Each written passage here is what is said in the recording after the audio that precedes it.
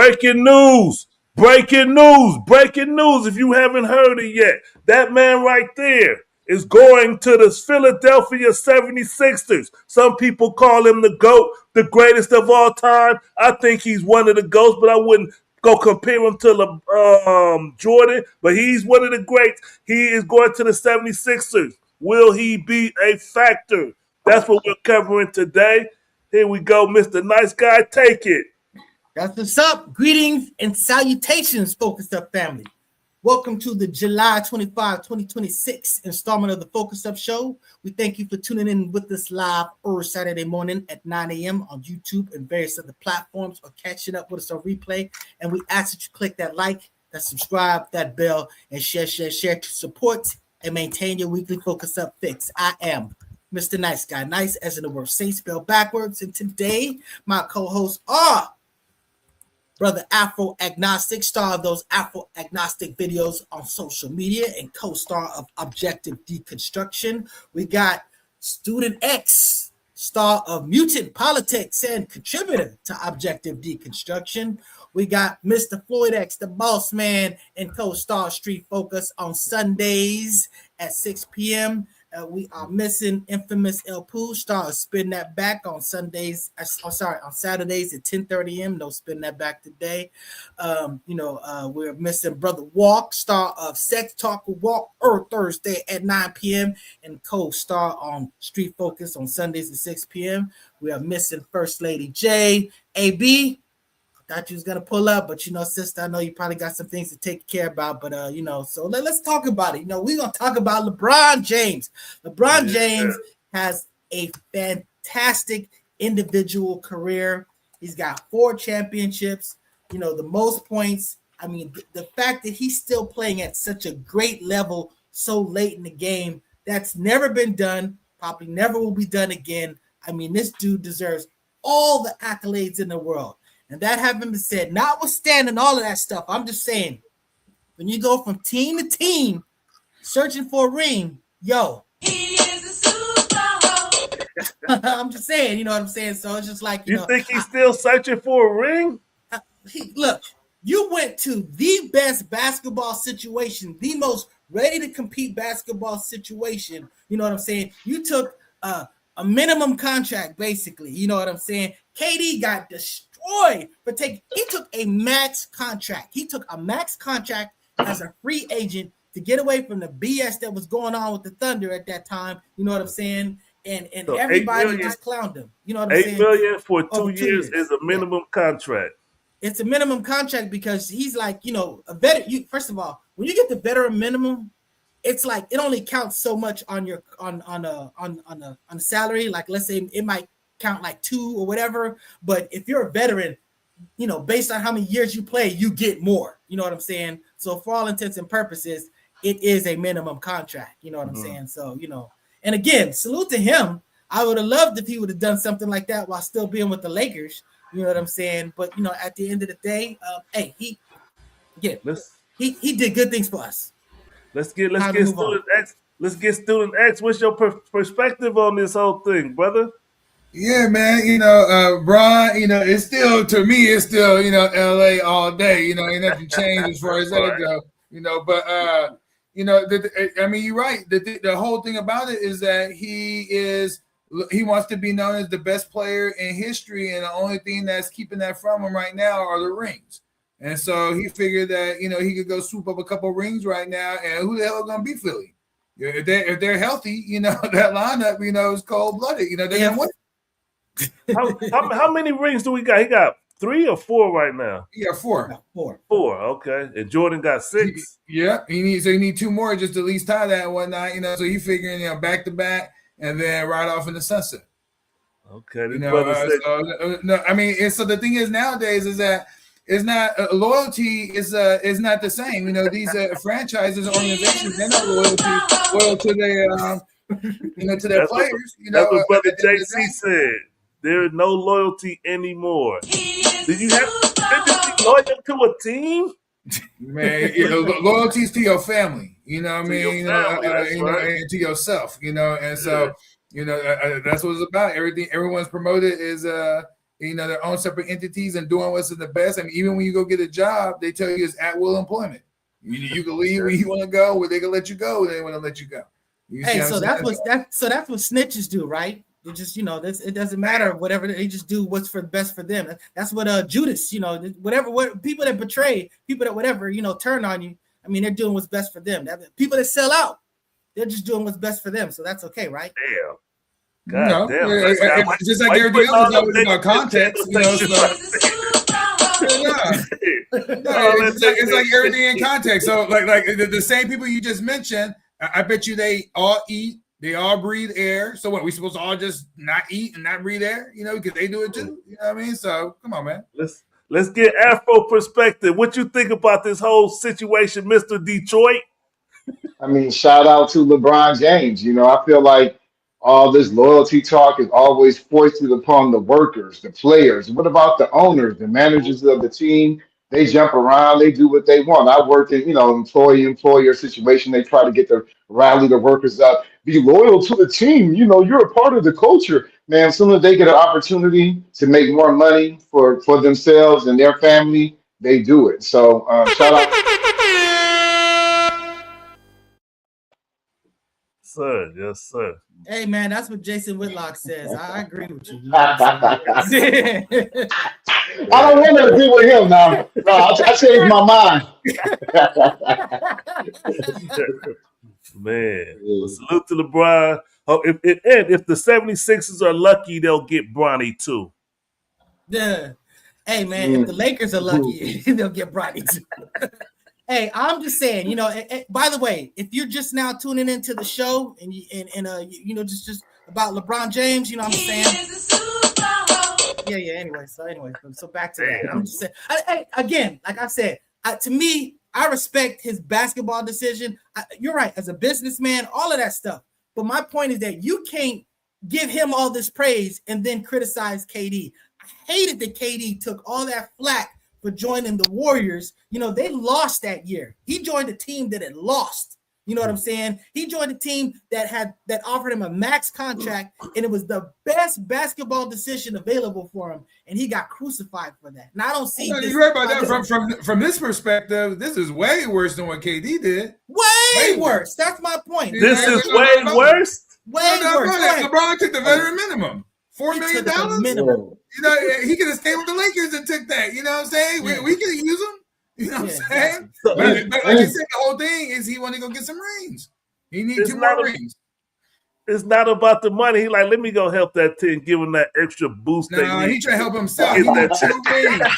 2 rings. No, it can be mutual. It's mutual interest now. It can be mutual interest. What do you think about Trump, though? They asked Trump about what he felt about LeBron going to the 76ers. And Trump said he was a racist. No. First thing that he asked, they asked him about who was the GOAT.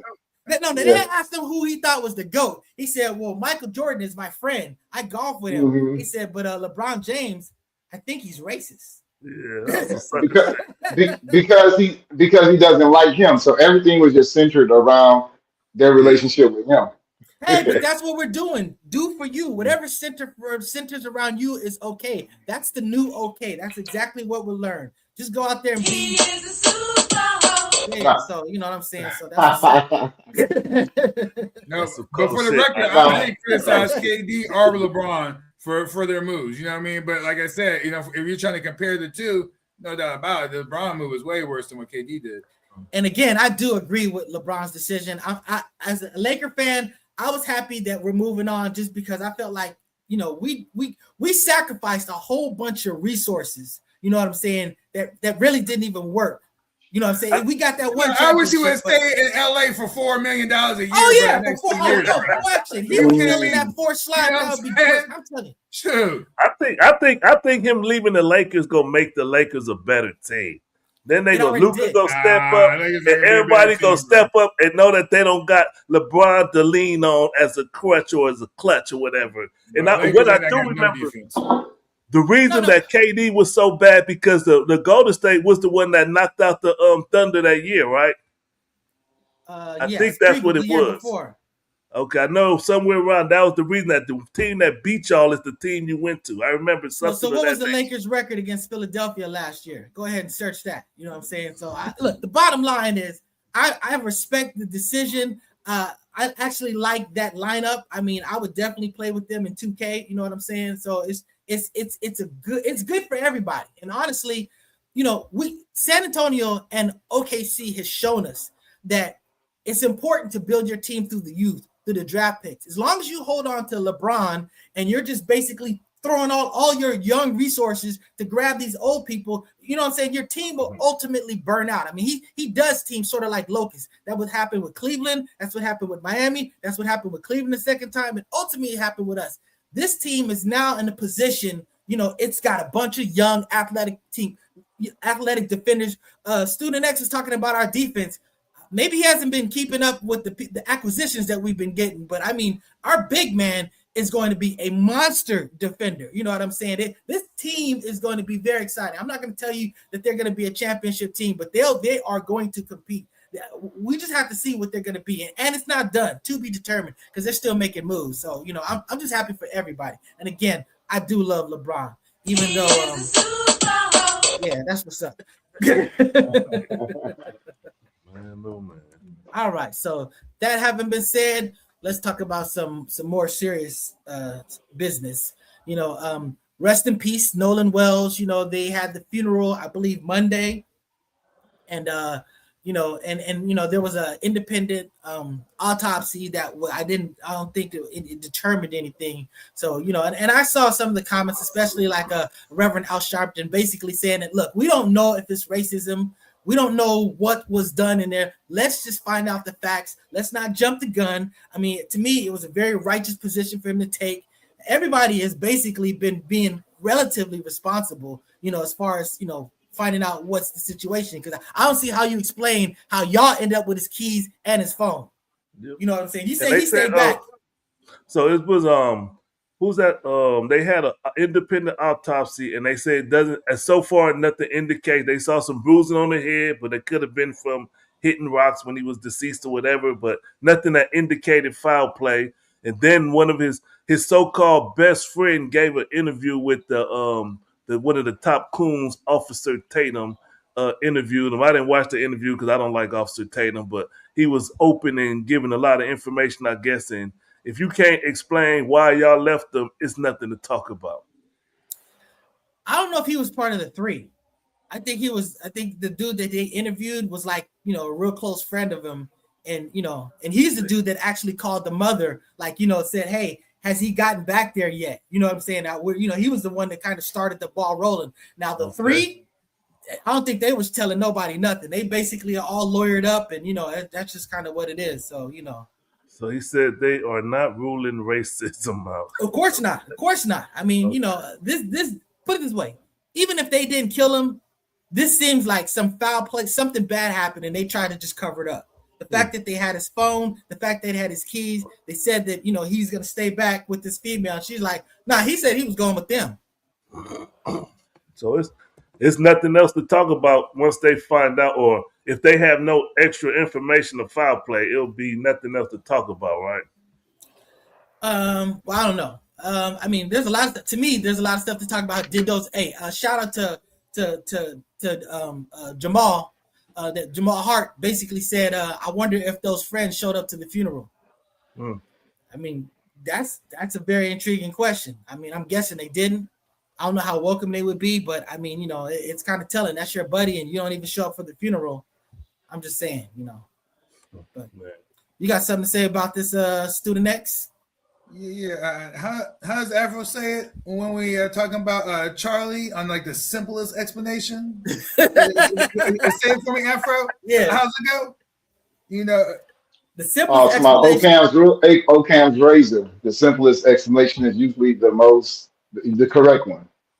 Yeah. So usually, look, alcohol, water. You know, what I mean, is most likely he drowned. You know, I mean, I think that's the most, you know, easiest, best explanation. I don't know. I'm the type of person where, you know, where I'm not deciding guilt first. I want to support, and search for the evidence supporting whatever conclusion is, and then we could dismiss contradictory information. But I just want to know what the truth is, But it is always real curious why national civil rights leaders seem to prioritize cases involving these cross-racial violence or state accountability issues, over community violence. That always kind of throws me for a loop, because Student X, they had his keys and his phone. Okay, they're his friends, right? So you telling me you're gonna leave somebody behind and they're not even gonna have their phone, bro? When you're swimming and you're in the water, you don't have those things on you, like physically on your person. You don't do that. It's somewhere. It's tucked away somewhere.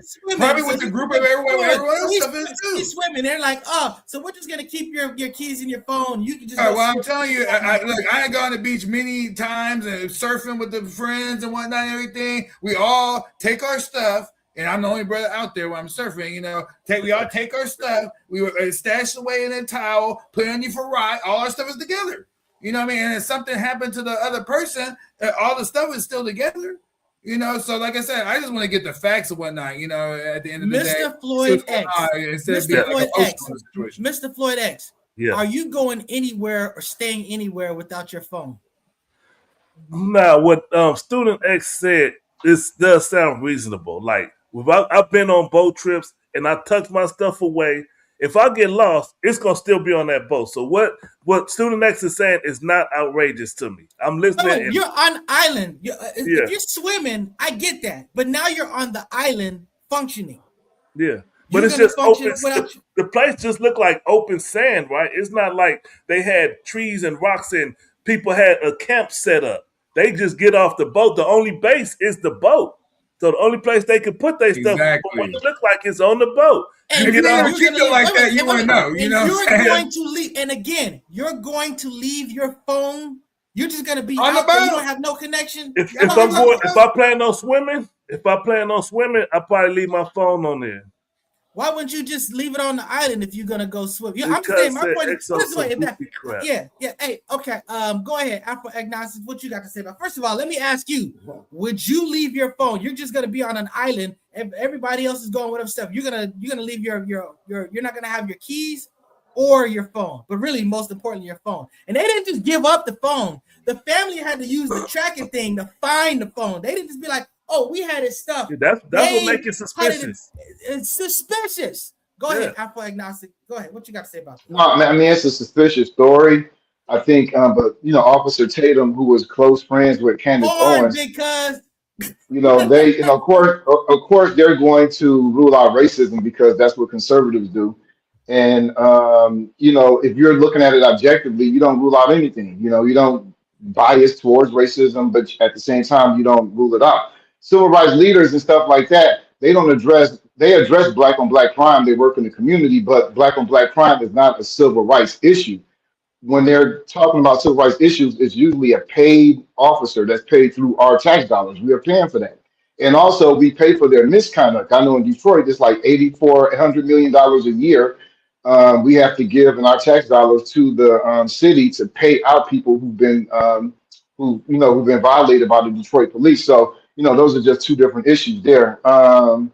So I think the story doesn't seem consistent. There could be foul play involved in something racial or not. But the story, as I've heard it, it doesn't really pan out. So we should keep an open mind and not rule out anything. I agree. The last thing you said make a lot of sense, for sure. This brother says, how are you going to get from an anchored boat to the island without getting wet? The water is at least waist high off the boat from all the videos and photos from the day. I don't know. Well, I know that you're gonna get wet for sure. Yeah, the Cajun Navy explained, or they expressed that in that area they had something called a washing machine tides on there where his body was found. So they probably ruling that out. And then I read that the community is getting behind the sheriffs as far as saying that they did do a good job. But I remember I saw another interview with one of the friends where he said they didn't even talk to him. He said after they closed the case up, he said nobody never even talked to him, and they was like, why not? He couldn't explain it. So thanks to the brothers Benjamin Crump and Al Sharpton for stepping in, because I believe that all families need some kind of representation that's gonna make more shit happen. And salute to them brothers for doing that. Shout out to Benjamin Crump. He do a lot. Sometimes you have lawyers that are that are looking for things, but he looks for racism. It's not his fault racism exists. I mean, it's out there. He's always going to have a job because racism exists. But I'm hearing something about Nancy Grace on the case. Anybody hearing about that? And I'm hearing some shady things about. I'm also hearing some shady things about the independent autopsy report. That there were body parts missing that were inconsistent with the other autopsy reports. So it was like something like the throat or wasn't really available, to the independent autopsy person, so so definitely some questions around, and you always, whenever you look at any type of investigation, you could always find where some people did not do a great job, especially in our cases. You see what I'm saying? So look, if there was some mysterious circumstances around my death, I would want Crump and the boys on, up the team. Give me see that. You know what I'm saying? So that's just been a real. But like I said, at the end of the day, just like on all these situations, you want to get down to the facts and the truth and find out what's happened, and that's what I'm on. But right now, one thing that did really I didn't know about, but when you guys said that Sharpton came out and said, everyone kind of slow your roll a little bit. Let's get the facts. Let's take it. I ain't never heard Sharpton come like that before, so I don't know if that's an indicator, that, he senses that this may not be all what, some might be suspecting it is, but, the facts ultimately are going to let us know. Well, maybe, and then shout out to conservative. I would say maybe you're conservative media that you look at and stuff hasn't portrayed it that way, but I've definitely seen him be very objective before. But what were you about to say? This brother. No, I'm just saying shout out to Kaepernick too, because Kaepernick paid for the independent autopsy. Spike Lee, Tyler Perry, all of those. Hey, real quick, the brother say Sheriff was too quick to say that no foul play was involved. I don't think he went to interview Nolan's best friend Javon because he's under 18 and the parental permission issue. Okay, got it. Thank you for sharing that, brother. By the way, if something suspicious happens to you, Student X, I'm already knowing. Yeah, the Jews. They got him. But see, that's the thing too. Did they? That's the thing too. Did they do due diligence? Did they follow the correct procedures of investigation? It doesn't seem like they did. No, they don't. Yeah. No, I think a lot of times when it involves us, and especially in these areas like Bama, in these predominantly, areas to where we're not around, people are more sloppy, don't do their due diligence, at the end of the day, and I think that's probably what you're going to see in this case. But now, will that rise to a level to where, there's some information, we're seeing some like it was an insider job, some information being withheld, or suppressed, or buried, so that's when we really will know something suspicious is going on. All right, so let's talk about. Okay, we're gonna say something. No, that's it. All right, let's talk about this situation. So this is a really ugly situation, And again, my apologies to you, Mr. Brother Apple Agnostic, when you first submitted it, because I didn't realize that the person involved was as old as they were. But just to set you up with the situation, this mother came home. She came home a little unexpectedly, I guess a little earlier than normal, and she basically her 13-year-old daughter was in the house, and there was a 20-year-old grown-ass man under her 13-year-old's bed. So the bottom line is she didn't recognize this person. She marched this person outside, and then she executed. It's more to it. Explain. She did recognize the person. She was familiar. She knew that her daughter had a older boyfriend, and she got home, and the daughter showed text to the police proving that she already knew. That was the reason that they arrested her. So right now she's being held on $100,000 bond, and this was 100,000. Yep, $100,000 bail bonds, whatever. And I repeat, one shot to the back of the head. Oh yeah, she outside of the house. Out. Outside of the house. Yeah. You know, not while he was inside of the house. Walked him outside of the house. And all she had to tell him, all she said to the police, I did what I had to do. That was her statement to the police. But the another thing, a former teacher of the 20-year-old came out, said he was a nice young man. He has a learning disability. I don't know. I wouldn't say he's like disabled, but she said he has a slight learning disability. And her excuse was like he probably didn't understand the law, according to her. That's the teacher. But you know, he's dead now, the poor young man. And you know, can't execute people. Yeah. You can't execute people in the back of the head, just whatever. I mean, if this is a predator, and I understand why you might want to be a vigilante, but there's not going to be any escape about this. I mean, is there a debate around this issue right now in the community or something? I mean, is there someone saying that she did the right thing and shouldn't be charged, and Al Sharpton's on the way? I mean, I haven't heard nobody coming out. Okay. I just want to make sure we was on the same page. You know what I mean? It's if you're killing a predator, you know what I'm saying? This dude is a 20. I don't know about his learning. I don't know nothing about that. But the bottom line is, when you're 20 years old, you know, first of all, if you're 20 years old, you need to have some place to take a 13-year-old. But to actually go to a 13-year-old's place and to be up under their bed, I'm just saying that, you know, this is some extreme predatory behavior. You know, it's not okay. That something really bad needs to happen to that person. But again, you can't just execute people, shooting them in the back like that. It don't work. Like, if you was gonna shoot that mug, you should have shot him once you saw him under the bed, and then had your, you know, glorious tale about you didn't know what that, you know, some stranger grown ass man is up under your daughter's bed. That's when you shoot him. You know what I'm saying? But you don't walk a mug outside and then tag him in the back of the head. No, but you know, you get. I mean, there's more facts than that. I mean, there's a lot that's still unknown. I thought, like, you know, I don't know that we actually really know how old a young man was. You know, in fact, I've heard a number being thrown out saying 20, but I haven't actually saw it to be a fact yet. Yeah, and then, well, I know there's a adult with a younger child. I know that's a fact. You know, there's romantic involvement. Brother Floyd just got finished saying that.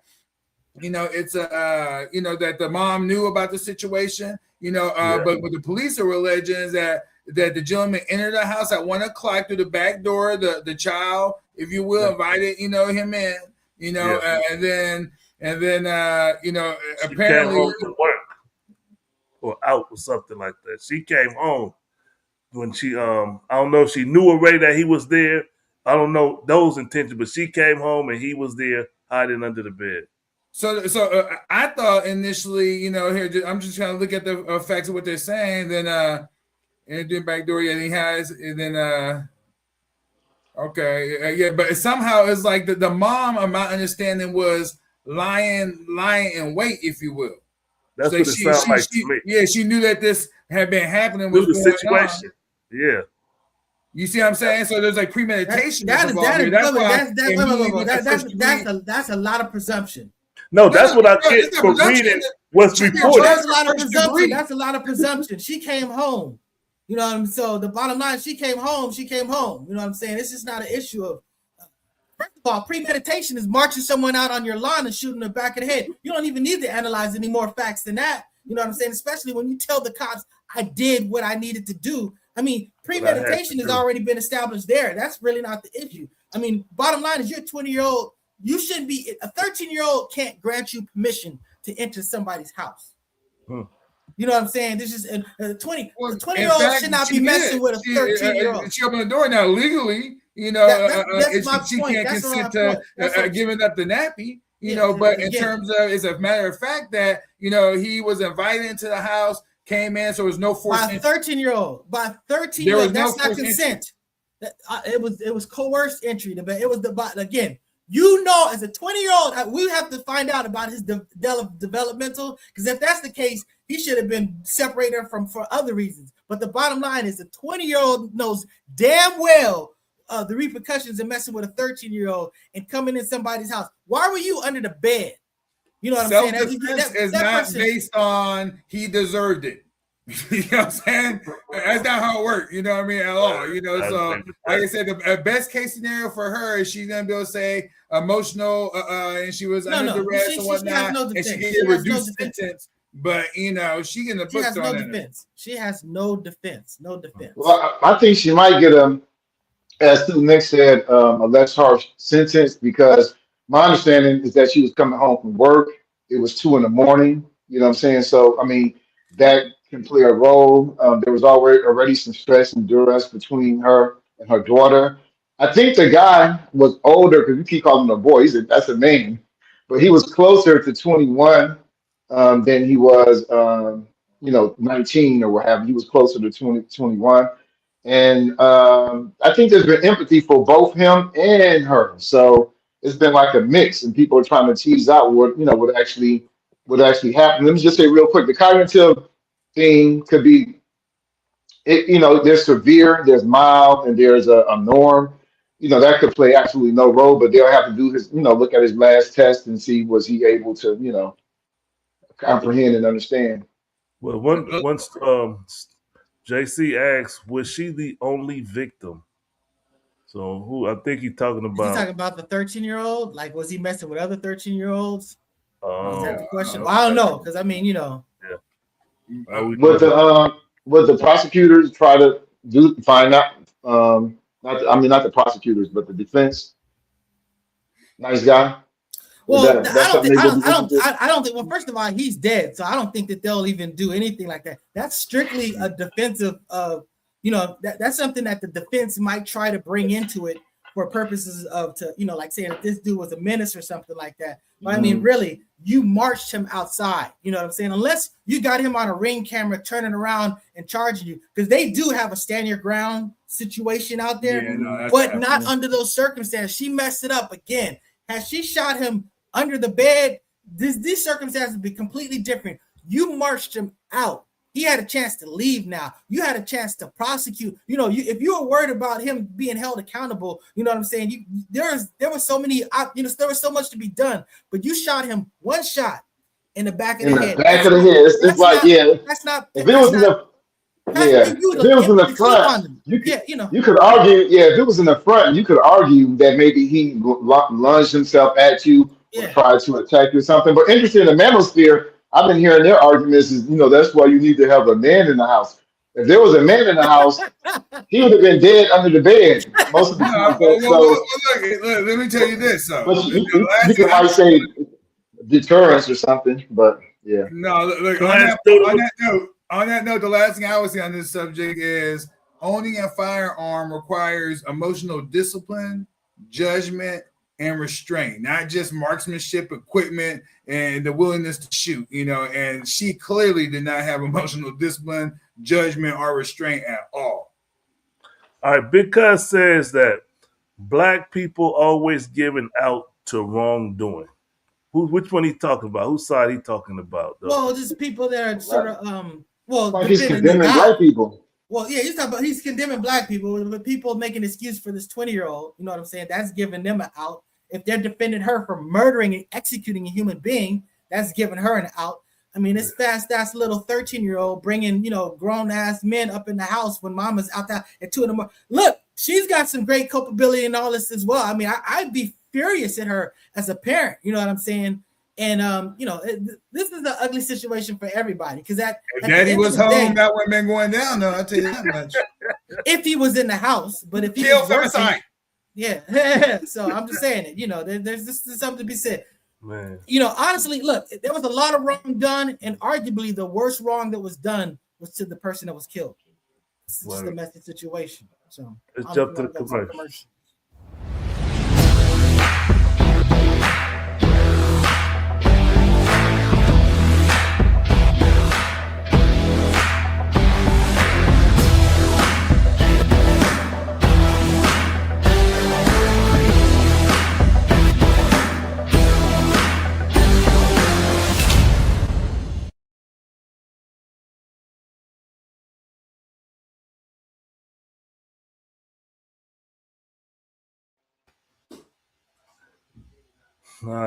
The video's still long, but y'all saw the number. Coast to West Coast to East Coast, North to South, South to West. Call the brother if you need something delivered. LeBron, if you need to pack all your stuff, call La Brea Trucker so he can move your ass to Philly.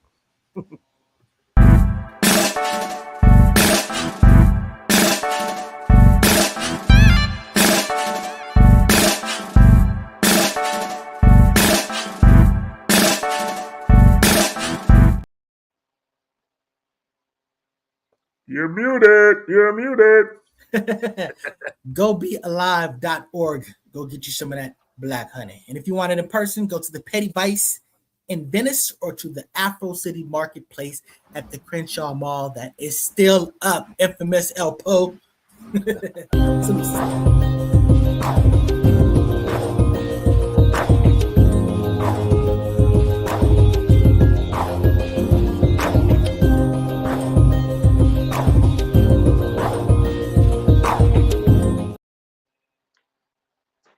All right, FIFA is over. The World Cup is over. Just go to the bar just to go socialize. Go have a drink. Go eat some good food. Play some good music. Shoot some pool, and have you a good time at the Score Bar and Lounge, a black-owned. Turn up the dial, it's 10:30. Be back. Spin that back show, all the classics on track. From 79 to 99, we're crossing the gap. Album reviews, little known facts, hip hop intact. Saturday mornings, dive into the history. Samples and stories, old school mysteries. From early South status.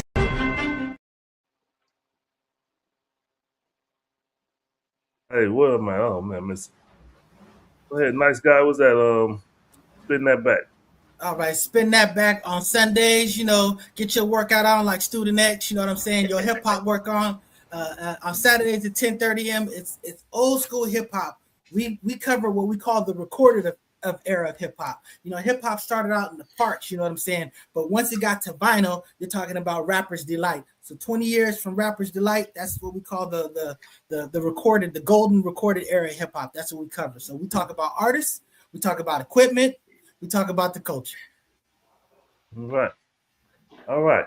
Where we at, nice guy? All right. So let's go ahead and talk about. You know what? There's another thing I need to say about brother LeBron. You know what I'm saying? So no. This is all respectful. You just assuming the worst. You know what I'm saying? Gosh, dang, man. Look. Back on LeBron. No, I'm just saying that LeBron is. Oh, no, you messed up my thing. So LeBron is he's gonna go to Philly. But he's talking about living in New York. So Philly, I'm just telling you, he don't care about your city. He just wants to use your team. He is a superhero. All right, so there we go. Philly don't care. I go to both regularly. They like bring in a championship. You live in New York. It's like 3.5 hours away. You know what I mean? 45 minutes. New York to Philadelphia? It's not 45 minutes. But you be flying. Well, what? You be driving. That's what you shoot. Why would you drive if you can fly? No, it is closer than that. It is closer than that. You know what I mean? But So that having been said, let's talk about the ESPN Ryan Clark fire. First of all, I got a lot of respect for Ryan Clark. I love his commentary. You know what I'm saying? I think he's really stepped out and said some important things. You know what I'm saying? I know that Paxton just made a post disrespecting him, talking about he crying and if you're so good and great, why do you need the white man do your own stuff? Okay, but still, if he Who said that? Paxton Griffin. Oh, smooth. Okay. So I'm just saying that the bottom line is if notwithstanding all that, I still think he was done dirty. They basically fired him and then leaked the news so that he'd find out on air. You know what I'm saying? So honestly, that whole media industry is just jacked up. I remember when they ended up the loose cannons on when the Lakers were basically going over to ESPN and all of this stuff. They just literally wouldn't even let these people even talk or nothing. They just was basically just gone. And then you know what I'm saying? So it's like they that's just how they do you in the media. So it was real dirty. But I know that brother Apple Agnostics, I know you got something to say about this. Man, I just think the way they did it, it wasn't professional, live on the air. I think I think a lot of people have echoed that same sentiment. then also I understand him being a lot. Any black man that occasionally speaks his mind and empathizes with black people is always going to be a liability or seen as a threat on the white network. So that's kind of a given in the concept. Yeah, that's what's up. So you got something to say about this student X? Yeah, man. He headed to CNN, the crying Negro network. That's where he headed to. But no, look, I mean, the brother, a great brother, great commentator. But at the end of the day, man, it's like, my God, man, when these white folks let you go and you get to crying like that, we're gonna cry, man, to the court through legal proceedings and documents, showing that you were wrongly terminated. Get paid. You know what I'm saying? But all the other stuff, and I felt it was like that victim type of mentality. It's like, dude, you wasn't wanted as at will. That's how it go. And then the thing is that when you're looking at a larger business sense, you got to learn how to play the game. And when I say play the game, I'm not talking about trying to act white. I'm talking about like look what Stephen A. did in terms of seeing what the McAfee did, which was leverage the fact that he had his own platform and build an audience independently to reduce this dependency on anybody. ESPN came to him as a syndicated show and brought him on board. So Stephen A. saw that. He's like, man, okay, that's what I need to do. So he started building his platform, and creating his value. And so then they can't let someone go like that, and they are making all type of moves over there at ESPN, but in general, he was treated differently. He, probably made somebody mad. It happens. But man, I just don't like that way he went out and go out like a G, bro. You know what I mean? Not like that, bro. Yeah, it looked like he was there for 11 years, and I know he made a lot of money there doing $2 million annually. He's good financially. That's money. It's like nothing to, I don't see no reason to cry about, but I understand when I saw the clip that nice guy sent out this morning, and he was talking about how when he walk in the streets and older people come up to him and say thank you because you represent us well. I think that was the part that touched him and made him cry. And salute to that brother. I didn't know he was from the West Bank in New Orleans. I got Louisiana roots, and I was like, oh shit, okay. So salute to that brother. I understood that it was emotional because he did. I believe he represented black people well on TV, and he's a respectable man. He got the show to Pivot on the internet, and that's a good show. If you want to check it out, I know my wife like watching that show to Pivot, and so salute to that brother Ryan Clark.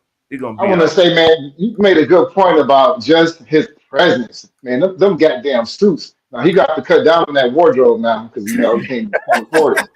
Them suits, man. He was killing the game with that shit. He was looking. And I just want to say something about the student next thing. Like, it's I think he kind of more upset at that look of masculinity. A real man is not supposed to cry, but you get emotional, man. Like the fans, the people who supported you, and are seeing your being fired as a loss. So I can kind of understand that. And that may be work. That may be a legal strategy too. Well, maybe, but that's not the way I do it. But the way I tell you, like the way I told my children, if you're gonna put a smile on the enemy's face with your behavior, then you should reanalyze if that behavior is worthy displaying. You see what I'm saying? And so his enemies, they laughing and shit. Come on, man, don't give him the pleasure. You seen him laughing? You see him laughing? Mad, all this type of stuff, man. Go out, different, man. Come on, you seen the board of directors of ESPN laughing? Do I see him laughing? You saw him laughing? Is there a recording?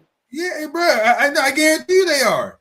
Guarantee they are. Oh, they let you go like they did because they clearly had no sort of respect for you. You know what I mean? And now you going on, the shows and you crying. You know what I'm saying? They laughing. That's one explanation. I would like to think since he's a little outspoken on the air, he's even more outspoken off the air. So the way they did it could be sounds like revenge. Yeah, so exactly. So that having been said, let's skip over to let's talk about the My Song letter to Jay-Z. I felt like this was a great way to deal with this and respond to this because he was very respectful. He laid out Jay-Z's legacy. You really can't take that away from the man. That man's like LeBron. You know what I'm saying? He's done way too much stuff to just not, to skip over. But just like LeBron as well, Still, but anyway, so let's talk about what so anyways, but he basically said, look, when you go after Target, you're basically going after us. You know what I'm saying? When you join Target, when you start going after that stuff, the bottom line is you're actually attacking the people that your own community. So he would just point out to Jay-Z that, look, don't just be flippant about how you go just talking about stuff, you know what I'm saying? Because that bottom line is there's repercussions to your word, and there's real sort of like people that are on the backside of your comments. So you got something to say about this, brother? Afro Agnostics, you look poised to speak. No, I kind of agree with my son's take, his letter, and also his criticism of Kaepernick as well, because he agreed with to a sense with Jay-Z's critique of Kaepernick and what Kaepernick did. It doesn't exonerate Jay and his history of using black protests to cut himself a deal, but he does highlight. I think it was kind of objective, man. Definitely. Yeah. You got something to say about this, Mr. Student X? No, I don't know too much about it. Honestly, I was just listening to you guys. Cool. Mr. Floyd X, anything? Just for what I saw when he spoke on the Kaepernick, I think myself primarily, I probably owe Kaepernick or I owe Jay-Z a little apology, because they said that Kaepernick cut them off first when he was negotiating with the NFL. He stopped texting and stopped communicating with Masson and the sister Tamika Mallory and them and of the likes. And so maybe Jay-Z was like, all right, well, I'm going to one up you and I'm going to go to them and negotiate me a deal, Negro. So that's probably what happened. So a little apology to Jay-Z. Yeah, but also still a lot of accountability, because the bottom line is you still is you thwarting the effort. You're working against the movement.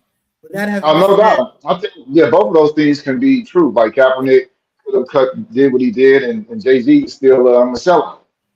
Yeah, okay. Yeah. And basically, so let's talk about the Tate brothers. The Tate brothers, yo man, these cats, Mr. Floyd X, we had a very interesting discussion during the meeting Wednesday, and you were sitting there talking about, I don't know too much about these cats, that when people lay down an accusation, I'm gonna give you the benefit of doubt. I hear you on that, you know what I'm saying? Nothing, you're not proven guilty till you're proven guilty. But these cats is out there telling you what they doing and showing what they doing, videos, this, that, and the other. I mean, these cats are absolutely reprehensible, and we'll see. They're gonna get their day in court. These cats felt like, we worked out a deal, so we're not gonna get extradited or whatever. But they must have worked out the same deal with the same people that Boozy worked out, because they ass getting expedited, they ain't getting no party. You know what I'm saying? So at the end of the day, we'll see what's up. But go ahead. The rules are different in the UK. They added 38 new charges to the brothers, and they were trying to get them expedited or brought back over to UK.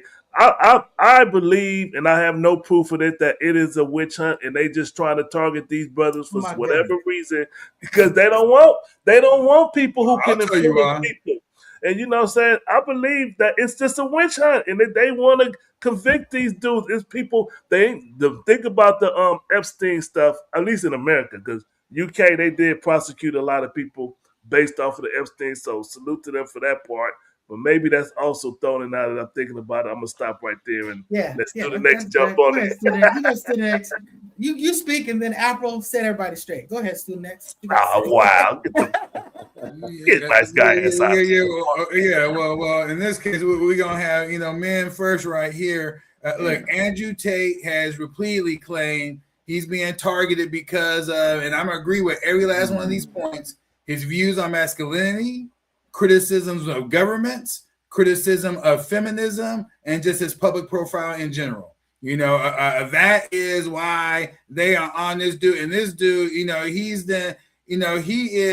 built such a following and has so much influence throughout the world, that some of these feminists, have sons or whatnot that idolize him or whatnot, so they on them like white on rice. You know what I mean? Like stank on doo-doo, you know? So, you know, but right now the evidence is incomplete or misleading. You know, they're relying on inconsistent witnesses. They're miscategorizing his consensual relationships. You know what I mean? So it's clearly, you know, they got a hair up their ass, you know, for the Tate brothers. You know what I mean? You know, so, you know, until I see something that really is significant, you know, that shows these men is involved in what they say they involved in, I'll change my whole stance. You know, if you're going to show and prove, you know, that they're doing raping and, you know, bodily harm and child abuse, you know what I mean? You know, prove it. That's what I'm saying. Okay, so I got two questions before I pass it off to, or two comments before I pass it off to you, brother Apple Agnostic. They're not being prosecuted for none of that. They're being prosecuted for something very particular. So when you're talking about trafficking, if you're talking about rape, you're talking about whatever, you're right. We'll see that. We'll find out what happens in court. But with respect to the way that they present, what are you talking about? They're facing new allegations that include 7 additional rape counts, multiple human trafficking counts. Yeah, but they're not. Yes, those are additional sex offensive allegations. Exactly. See the next. They're not being prosecuted for being manosphere. They're not being prosecuted for having a great social media following. They're not being prosecuted for whatever. They're being prosecuted for committing actual crimes. You know what I'm saying? So I'm just saying it's not an issue of targeting because they're speaking. That's how they target them, nice guys. That's how they target them. They trump up charges. Well, you're saying that Trump up. You just assuming that these are Trump up targeted. First of all, no prosecutor is going to basically put together a case that doesn't have any teeth. They're just going to get embarrassed. Hey, Pam Bondi, the justice system right now under Trump does that to all of his enemies. So what are you talking about? Do they get them off the ground? They talk about doing this stuff. They run the process because they said, I think somebody said it. He just want to see him go through it. Go through it. Look at the old white dude. The reason why he fired them people, let's use Letitia Brown or whatever homegirl's name is. They never launched anything against her because they had no grounds to do it. So it's a lot of bluster and talk about it. I'm gonna say racism too is another reason why they honor him. A lot of people don't understand that Tate, he's half black. You know what I mean? So now racism. Yeah, we need Benjamin Crump on the case. They need to call Benjamin Crump. Shit. So those you be okay with the Tate brothers dating your daughter? Who you talking to? If they were of age, I'm just saying with the way that they conduct themselves. Who you talking to? I'm talking to you to the next. The way that they conduct themselves, the way they act. My daughter is lesbian, so I'll be hell happy if that was the case. You know what I'm saying? That's a whole nother question, man. You just won. So I love my daughter. You know what I mean? I'm trying to be funny. You know what I'm saying? Afro agnostics. Oh my goodness. Yeah, I wasn't even prepared to have this argument, man, because I thought their guilt was a foregone conclusion. They have accusations and charges in 2 different countries. The reason they went to Romania is because they, were under investigation in the UK. Romania is a known place for. Okay, let me flow. Romania is a known place for the adult well industry. You know what I'm saying? So, different places like Romania, I think the UK and the United States, which is, kind of like their main, has been kind of influential in the industry they do, which is cyber pimping, pretty much cyber pimping. So, and it's interesting that they got the reason they were released, they got the okay to release is because of the Trump administration from Romania. And by the way, I think Sue Next is defending them because they're good friends with Candace Owens, Tucker Carlson. They're good friends with Fresh and Fit and the entire they are the face of the manosphere. They are Kevin Samuels to the white world and beyond. They are, that's what they represent. They are. I'm saying on the black end, Kevin Samuels at the top of the manosphere, the black manosphere, and on the just general manosphere, Andrew Tate and them are at the top. That's where they are. But I think that it's just like the Epstein connection. Now it's a Democratic hoax. So now this Tate case is a hoax. It's a conspiracy to get them. Just like the accusations against Trump is all the persecute Trump is the political conspiracy. So yeah, okay. I'm on that. I'm on Charlie though. But look, the Tate's move to Romania for obvious reason. A lower taxes and cost of living. So stop But right they there. have Many businesses, they just them moving to Romania literally made them millions more dollars just simply changing their addresses. Right. Kept them Then out on of top jail. of that, Romania is kept them out of jail. to have more personal freedom. but they were already under investigation though. That they were under legal investigation before they left. So I think that is more of an inducement as to why they left. They've been under investigations for years now. You know what I You mean? said But those didn't stop them from being able to still pursue their business interests. You know, and then once No, they they're- went to Romania, they still ended up being arrested and imprisoned for a while. You know, for I think it was like a year. Got out. You know, and they start to ease their travel restrictions and whatnot because they're saying they're still under investigation. You know, while again, you know, no proceedings. You know, nothing, bro. Like I said, this is clearly in this situation. And you know, one of the on him, bro. One of the foul things, those laws in the UK, they don't have a right. They don't even know who the accusers are because the accusers is being withheld for however long. But they don't have a right to even know who the accusers are right now. Who's they? The Tate brothers don't know who are the people that are raising these accusations against them. Yeah, but Come on, you'll man. find out. They- What you need to find out. Wait, you need to find out what you find out in the court of law. But again, they don't put those people's personality. I mean, there's a protection aspect of it. And again, I understand that, you know, prosecuting, having a case, that's one thing. You know what I'm saying? As far as these people being convicted, they're going to get their day in court. So, you know what I'm saying? It's, you know, but you got to protect the identity of, you know, when you're dealing with rape. But they are, but there's a lot of misinformation out there. Like people saying they moving to Romania to escape, you know, prosecution. Look, they also said traditional culture. In Romania, it was more traditional gender roles. That woke culture is not, you know, the same like it is in the UK. They're in Romania. Cheaper sex workers. Cheaper. All reason why the Tates moved to Romania. You know, at the end of the day, Cheaper sex workers. Lackluster laws, things that are not enforced, you know, like they should. Like everyone knows in the webcam industry, Romania is like the Las Vegas. It's the place to go. It's a big issue that's prevalent over there. You know, this, and you know, even bigger than them, this is $1 billion industry, the webcam industry. And I think just one way you can address this, because they are just two people, but you got to look at their clientele, men, mostly men, majority, you know, working class, middle class men, and a few rich ones. What is their fan base? Men. Who controls the studios where these streams take place, these adult streaming take place? Men. So one thing they need to do is regulate this. The government needs to regulate this, and so they can really focus in on the age of the workers. And that regulation regulate these hoes, and then they wouldn't be putting these dudes out of business. You know what I mean? No. I know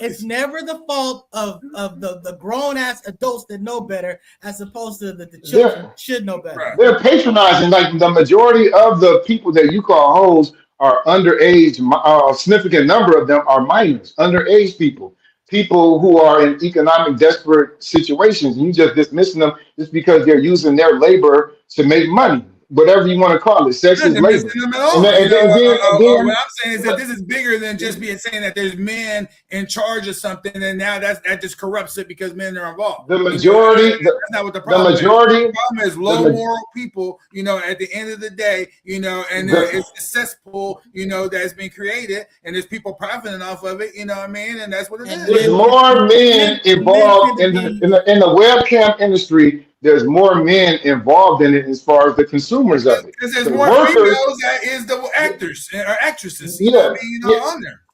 Yeah, because and that's why they should be in charge of the regulation board as to what goes on. Because there's nothing wrong with that work, but it needs to be regulated, and that will help to people to not stigmatize it so much. It's getting towards people's lower desires, and it breeds criminality. I cut off again. I see. You're fine. Oh, okay. Yeah. No, the bottom line is it's grown up business if you're dealing with adults, but once you're dealing with minors, it's a different situation. But everyone agrees that you shouldn't be dealing with minors. You know what I mean? But they didn't go to Romania because Romania allows you to deal with minors on webcam. Student X. That's I don't hear Student X though. Yeah. Well, I hear him. My point is that's the whole trafficking issue. So if you're basically trafficking minors, that's what trafficking is, and that's the criminal culpability. But I'll tell you what. Let's pivot. Let's talk about Malcolm Jamal Warner's estate. This situation. So and honestly, this kind of piggybacks with the whole Chadwick Boseman estate. I've always said that in law, divorce is ugly, but probate is uglier. I mean, when it comes to family and it comes to money, it just goes to a dark, terrible place. And as I understand, this person had a prenup, as far as with Malcolm Jamal Warner's situation, and it's like that's basically their only means of getting something. It's a dangerous situation when you invest into these relationships where you're so dependent on the other person, and then you're dependent on this prenup, because a lot of times you can't just go out to the market and just sort of like reestablish yourself business-wise or anything like that. That's why, to me, prenups are kind of ugly work. You know what I'm saying? If you go into a relationship, you need to be in a position to function if you come out of that relationship. Otherwise, you're just going to be held captive and probably just disregarded and be put at a terrible disadvantage. What do you got to say about that? I'm going to go with you, Mr. Student X.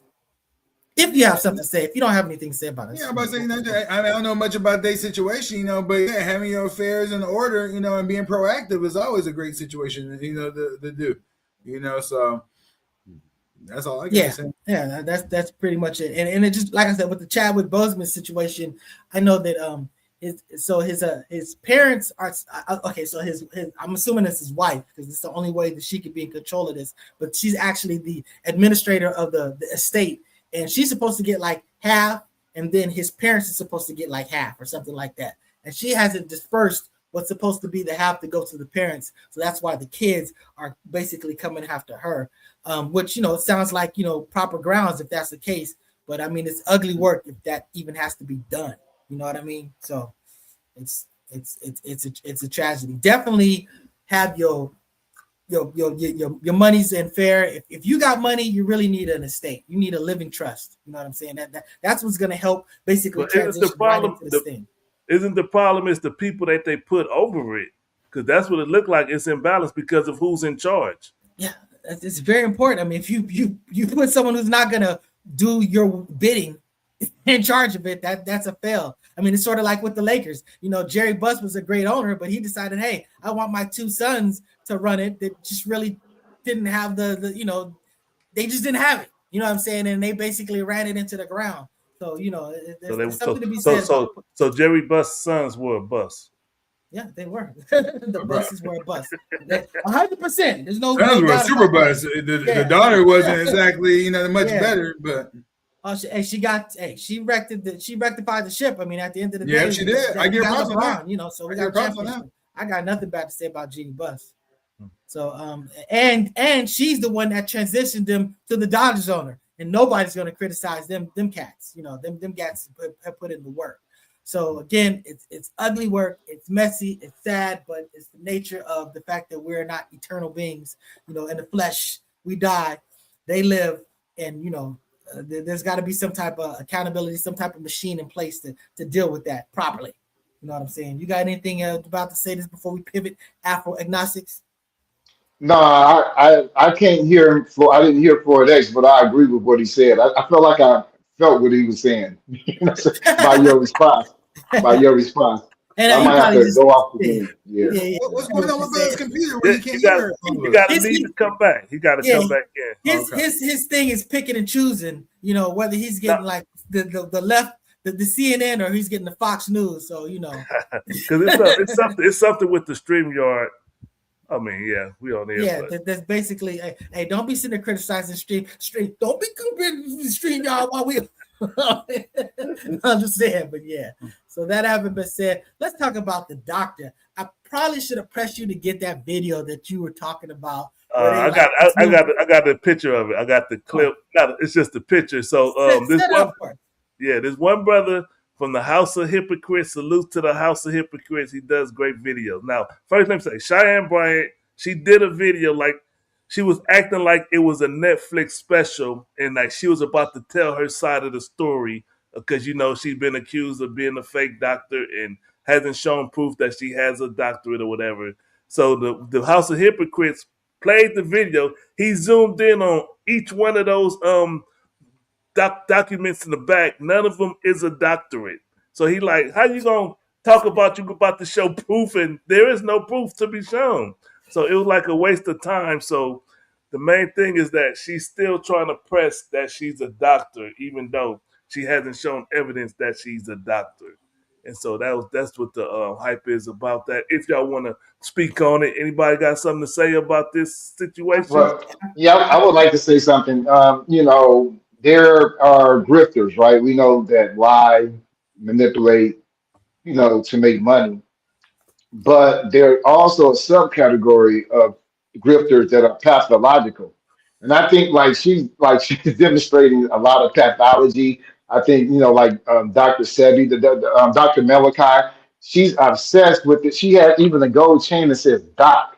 So when you go that far, when you're like obsessed and committed to the lie, I think there's something pathological going on. Not just being a grifter, but also some type of disorder. I'm trying to add this picture and I can't add. my argument is just go finish and get a doctorate. I'm sure she probably got a few classes away. Just go finish. If you've been to college all those years and all that other shit, just go finish. But that's the thing. You don't have when you have charisma, you can not have be confident, not have good information. But when you have charisma and you have the looks, you can get a lot from that. That's capital. Yeah. You want to say anything you want to say about it, student next? Yeah, she should have came with the Professor Zhang defense, which is, out in China, when people recognize you as being really knowledgeable in something, they could just, call you professor, it's all good, And so, I like Professor Zhang. He be giving That's another one too. Yeah. Good information, man.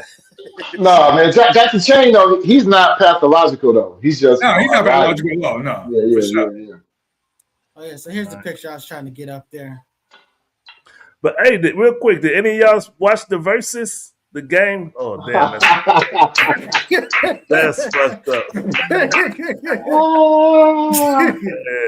that's fucked wow. Hey, did any of y'all watch the Versus, the game Versus YG? Nah, I wasn't interested. I'm just not. Yeah. I wasn't a big fan of the participants. So I respect Game as far as a rapper. A lot of his music. I feel like Game is the type of person that he talks about the music and stuff that I care about. I remember he has a song that I thought was so dope. He's talking about how I listen to Cool G, listen to all this, and I'm like, this dude, he's like, we right here, we in the same place. And then the song ended. That was the whole song. He just talking about, whatever. And I just was like, I don't know. But y'all had me fooled. I thought y'all were talking about the game, the World Cup. I shared the screen up there. You know what I mean? I went to a show in Spain, knocking out bitch ass Argentina. You know what I mean? Can't stand their ass at all. Yamal. So shout out to the game. No, well, it was the rapper, the gang, and YG, Two Bloods rapping on stage, and lackluster. Moving on. So that having been said, but I just want to shout out to Argentina being knocked out. Argentina, no. And my favorite YG song is "Fuck Donald Trump." Fuck Donald Trump. He performed that one. Okay. Yeah, he did that one. And they got a picture of LeBron already in Philly uniform. That's a trip. Hell no. That ain't LeBron. So student X, you brought this up. This was a good one right here. So you were talking about the K-Street shooting mistrial. This is a situation. Go ahead and set the table for this, Mr. Floyd X. All right. So out here in Sacramento, they had a shooting in, I think it was 2022, where some guys two sets of gangs. I know that they was going back and forth on social media, and they end up meeting right here in downtown Sac. It's a busy area at night. It's a lot of club scene, and Sacramento is a popping town at night. To most people don't know that, but so by one Sacramento of standards. Huh? Okay. So what happened? The guns came out. They met up, or somebody started shooting at the one, and then the ones that's on trial are actually the ones, according to the reports, are actually the ones who retaliated because the other side started shooting at them first. So they popped the trunk and shooting back and forth. I think they killed like 3 or 4 people or something. Six Six. and 12 injured. So 3 other people that was killed was the ones that initiated the shooting. And so they say they don't call them victims. Only 3 victims were the 3 innocent bystanders. So 6 people total died, but 3 of them were innocent. And so these brothers went on trial.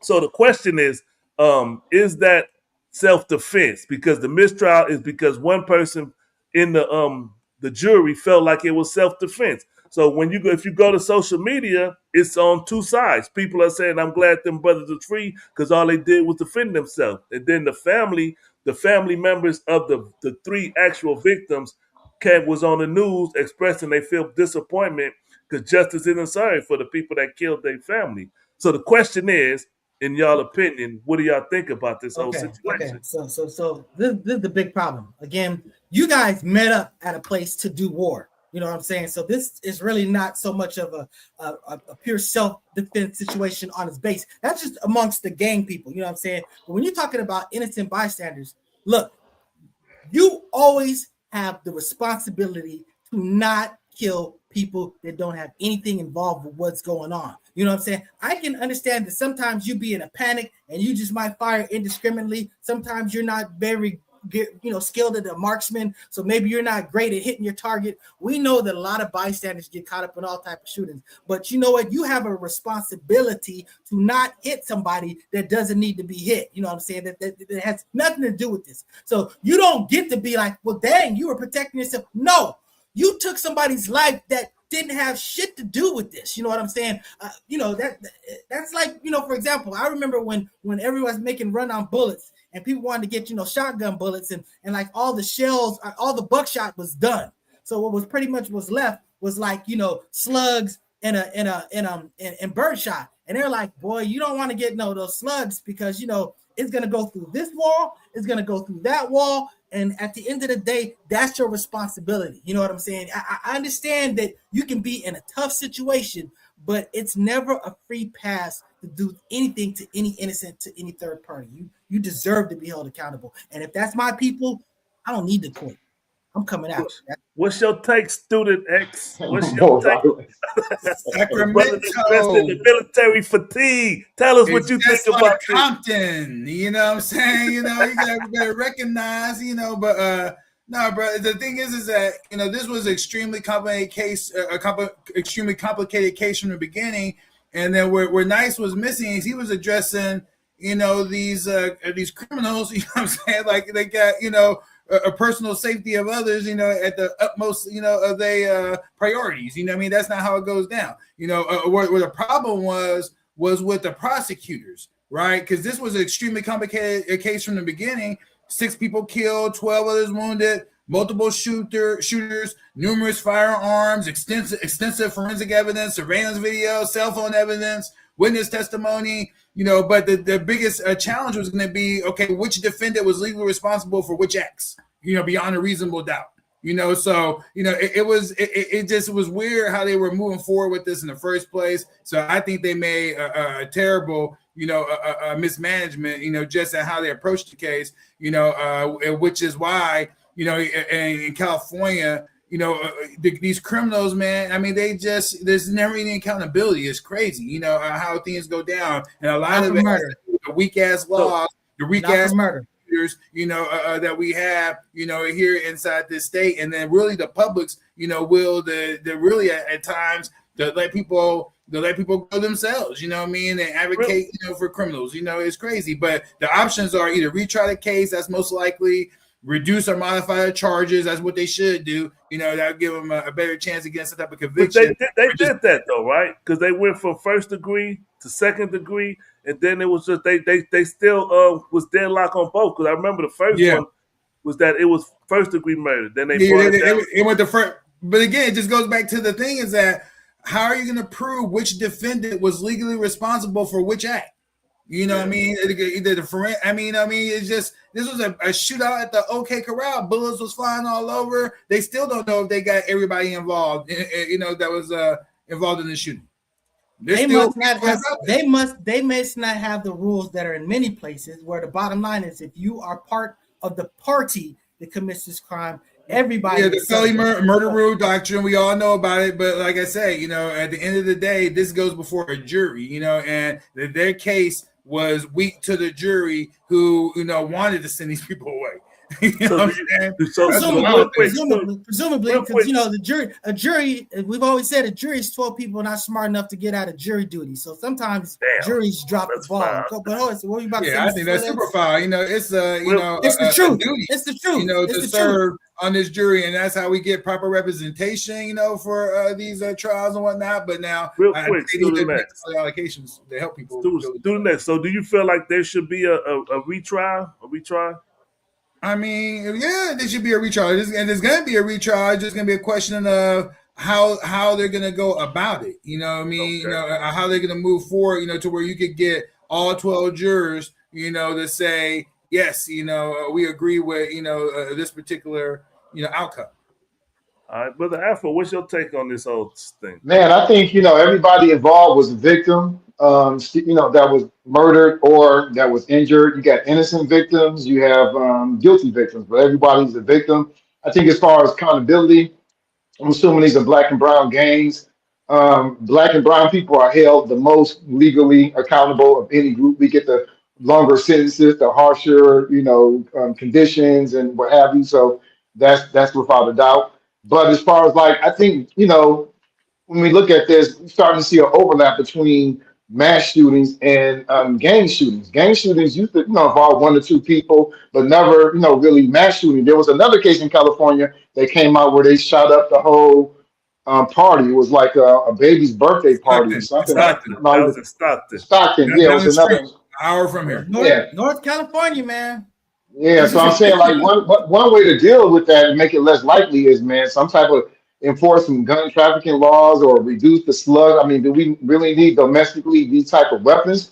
Because when gangs start using this, I'm saying, on a mass and turning their shootings into mass shootings, man, that's gonna be terrible. I'll say something about this, Mr. Afro, is that, the laws are only going to stop the civilians from getting those type of things. The criminals are still going to get access to that. So there's something to be said about basically being able to compete with the criminals. So, I was saying the gun manufacturers too, the type of guns that they produce domestically to be purchased. What I'm saying? Again, I know Yeah, but I'm just saying that even if you have those type of limitations, because California does have limitations. There's only certain type of guns.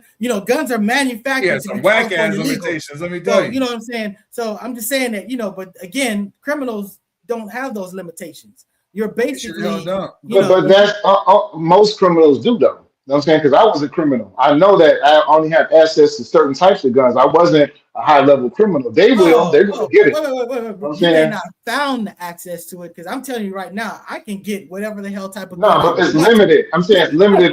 It's limited and restricted based on your money, your assets and resources. Now I want to say something about Liberty Twitcher. He was being tongue in cheek and stuff like that. And even it kind of goes back to what Student X was saying. There may be some type of leniency on the left about some type of criminality. That usually doesn't apply with murder. I'm just saying that, that usually doesn't work that way. I'm just saying that the sympathy pretty much it tends to be out of the window. It doesn't apply to murder type situations. But I thought you were about to say something, Mr. Floyd X, before we jumped in. Am I correct, or did I, Hold up. You might have forgot. But so that let's talk about that. What I want to jump to. Could you play that video? That's okay. So let's just say it has no audio. It's just a video. Let's do that. There we go.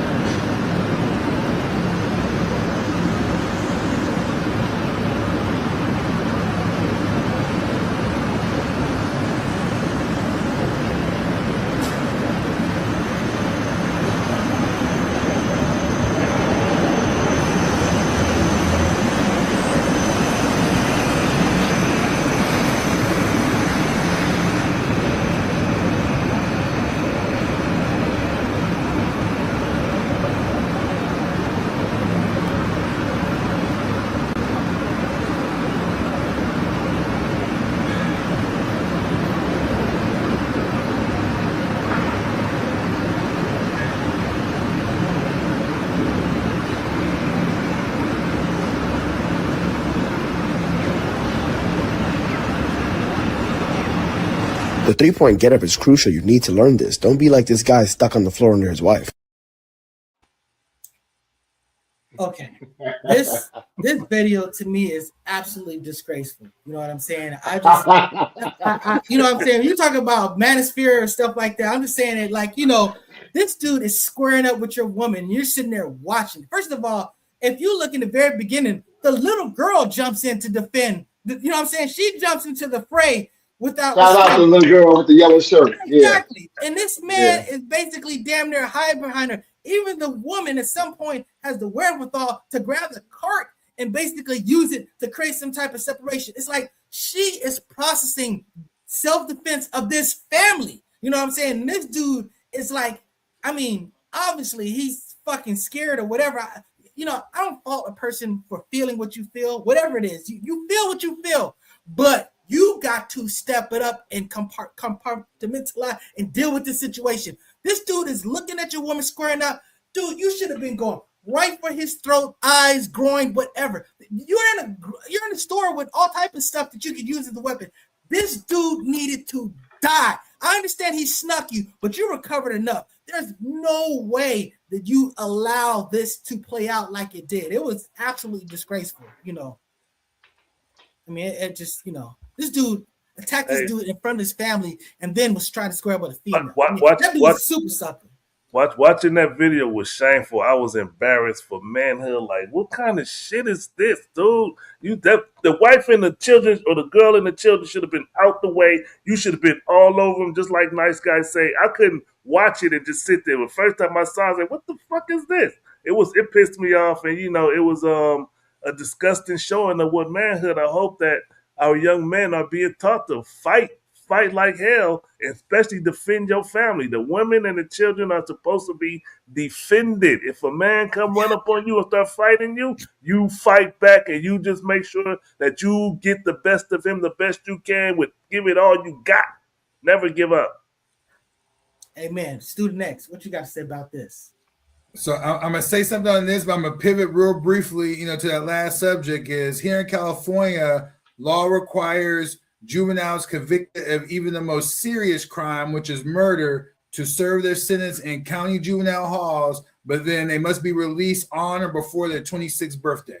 So I just wanted to go ahead and refute what you were talking about. But going back to this situation right here is that, you know, agree, you know, the dude's a sucker, you know, for sure. However, I do want a little bit more context in this situation, like, you know, because the only way I could even defend him a little bit in this situation would be if the female was stepped out of line, got the run off her mouth, said this something, and then it sparked old dude, you know, Rocky, I'm gonna call him, you know, to start doing what he did, you know what I mean, in terms of engaging, you know what I mean. But in terms of also what Mr. Nice said is that, you know, he did not deserve to die. You know, you have to meet force with a reciprocal force. You can't go over that line. You see what I'm saying? So, you know, pin him, you know, put him down, knock him out, you know what I mean? Yeah, you know what I mean? But killing them, you know, that would have been a little bit to the extreme unless some sort of weapon,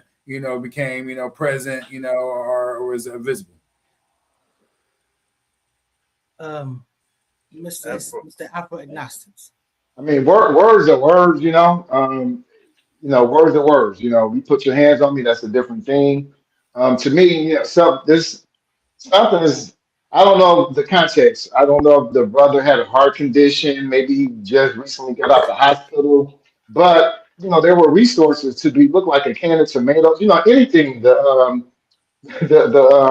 buggy. You know, what I'm saying I don't know if he was lacking those skills, but you know, if Clarissa Shields is with a 70-year-old man, Clarissa Shields needs to man up. She needs to step up and perform self-defense. So to me, it's not about gender necessarily, but he's the bigger person. He has more muscle mass. If you're not injured, I don't know why why is she in front of you? Why is your daughter thinking better than you? My first instinct was get the kids out the way. I tell my girl, get, I'm literally pushing her. Like, get the fuck out the way. You know what I'm saying? I'm focused on this. I'm looking at him, pushing her out the way. So I don't know. Man. Yeah, I just it just disturbed the hell out of me. All I got to say is, you got to learn something. This is a teachable moment. All I kept thinking about is like, oh my goodness, I'm so glad I wasn't in that store because I don't want to be getting involved in other people's stuff. I'm just saying, really, because it's dangerous. You know what I'm saying? I've broken up fights, and I know how, like, when it's a domestic situation, a male and a female, you can be trying to save a female, but if you get the thumping on that guy, she'll protect him and attack you. It's a dangerous type of situation. Bro, I don't involve myself in a situation like that these days unless I don't break up fights. I don't break up fights. Notwithstanding what I just said, there's no fucking way I don't destroy that dude from behind. He's never going to see me coming. He's sitting there squaring up with that female. If I'm with my wife, I'm just saying, I'm sorry about how this is about to play out. But there's no fucking way I'm about to sit there and watch this bullshit right here. He may not be stepping up to this shit, but I'm about to do something. Like I said, I'm not going to be fighting fair. I'm not going to be whatever. It's going to be a problem. It's just not okay. So you're saying if you would have seen that situation and the dude, even with the dude there, you would have stepped into that? I'm not letting this black man, attack this female that's protecting her husband and her family and stuff like that. There's no fucking way that I could live with myself. I couldn't walk away with myself and feel like a human being. I'm just telling you, I'm not going to be sitting there. Like, I might be like, it's possible depending on how I feel. Like, if this dude's like unhinged, then I'm just going to deal with this situation. But if I feel like I can be like, hey, you know what I'm saying? But I'm going to tell you right now, if that aggression pivots to me at all, it's going to be extreme violence. I've done that though several times though. I've had to because I lived on E14 and 23rd East Oakland. You know what I'm saying? That's the track. Everyone knows that you're out there. That is the track. I'm looking out my window. It's sex workers all day, and occasionally some pimps, some dudes. They get heavy-handed, and I would like a hit. Okay, that's done and did. I can't intervene, but you're not gonna sit there and beat her. You know what I'm saying? I had to intervene several times. That's not going to happen on my watch. That's a little bit of a different situation. I commend you for taking that position. I mean, that's a whole lot more dangerous. I mean, if I lived there, you know what I'm saying? Look, I don't know if that's incredibly brave or incredibly stupid. Yeah, that's what I'm saying. That's a little bit different. That's a little bit different type of situation. When I say intervene, I don't necessarily physically intervene, but I'm going to say something that causes. Because my whole goal, I'm not going to sit there and observe you or hear you sitting up there beating a woman. You hit her once or whatever, but you're not going to sit up there and be beating her. No, I got to do something. I'm going to throw a rock, something. Yeah, because my point is that if I had to do something, I'm going to have to eliminate the future threat. That's why I'm going to be like, well, I'm going to have to, you're going to have to do something to this guy. I'm going to have to take him in the backyard, chop him up, and get rid of whatever. You going to kill his sons too? You go kill his son? I won't go after yeah. Put it this way: if I'm exposed like that, and I like perceived as a real threat, brother, what's that dude in the Bible? Wiped out his whole seed and stuff like that. I mean, if that's how it's got to be. That's how it's got to be. It's an ugly situation. That's why I do my best to try to diffuse conflict. I really want everybody to live. I want everybody to work, but I'm not going to be sitting there looking over my shoulder. If I think if there's the slightest chance that there's going to be issues, retaliation, I'm not going to say too much here on camera, but it's not going to be much restraint. It's not going to be, and I'm telling you, I'm going to sleep like a fucking baby after. But I think we kind of covered. Do you really want to cover anything more than what we talked about, Mr. Floyd X? I think we did. Some things are covered. Man, are you crazy? The Hegseth, what, the military? Which one? Mr. Student X, what do you want to talk about, brother? I just like right now, it's we are ignoring the headwinds, something fierce, and you talk about being proactive. There is no planning or discussion inside of damn near the United States of America, let alone the black community. But I mean, bro, this what's going on with this war and where things are going right now. There are things that are absolutely that we know for a fact is about to happen. And that means that we're about to see some extreme hyperinflation here at home. But then across the whole world, this whole war is more than just dealing with something that is just a conflict geopolitically, but we're talking about global agricultural food security crisis that is literally on the horizon right now. And it's crazy how people aren't even really talking about it and really moving on this situation, at all. And there's been some incredible articles that's come about, in terms of why this is the reality. You're talking about headwinds include a global depression, that we're looking at, right now. To the next. What do you recommend us as the typical citizen do about it? Because what's going on is Trump is this war and Great making question. all this shit. What can we do? Great question. And the thing is right now, what I'm about to say is going to divide families right now, because what happens is when you start taking on a mindset of preparedness. I'm not on the vote, so whoever's talking about voting, what I mean? That's not going to solve your problem. There's not going to be some. It's part of it. Black it's women. Part of it. If Trump wasn't the president, let him get it out. Nice guy. Let him get it out. Go ahead. Let him get it out. At all. What's going to save, your behind is what you do proactively right now, which is, to start identifying a team and building a team, around certain, skills that needed to be developed. There's tools, that one needs to have, and there's allocations of resources that have to be, changed from, probably what you're doing, because resources are so scarce these days. And right now, what I mean by families, separating, if you're truly in a preparedness mindset and you have a mindset and an understanding of that, there's about to be food shortages and security, rising fuel costs, food costs, people, increased crime, a scarcity, if you're in that mindset, the potential of insurrection and civil war, if you have any of that, if you see any of those headwinds as being something that is a reality, then what you do now is what is going to help you then, because to react in that type of situation, there's going to be no time. So it takes, putting resources to get supplies that you need, and not just supplies, but you have to train. It's not enough to just go buy a bunch of firearms, get some things, and then it's like, okay, I'm ready. No, you got to get out there. You need to train, with it. You got to utilize these things. You got to, get dialed in. You got to look at more than just, guns and ammo. You got to look at water, food, power, there's a whole thing. And so if you're doing this as a community, then you have a better chance of being able to, fill those needs instead of just having it all as an individual, right now. So what I'm saying is that people need to pull away from doing what's been comfortable for you, reallocate your resources to making sure, in extreme situations that you first could make sure you could take care and secure yourself, more than anything, because if you can't, then in those hours that you're a threat to everybody else, because you're going to be fighting to survive, you'll be willing to do anything to survive, and you're going to just be a threat, in that type of hour.